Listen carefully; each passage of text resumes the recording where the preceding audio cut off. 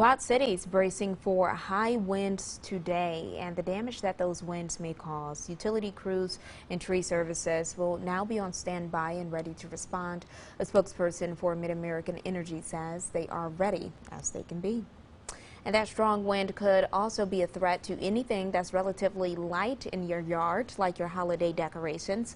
We took you to Braden's Winter Wonderland in Davenport. This was earlier this month. Braden Mildren and his dad, they set up about 100 inflatables, and they do this every year.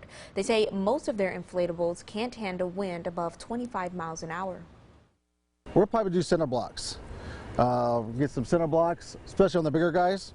And then the smaller ones, we'll just have some landscaping blocks and we'll just, do the best we can. That's all we can do. It's almost like having a grocery bag. Once that wind catches it, they just start going all over the place. He says anyone who has inflatables should also deflate and cover them just to be safe.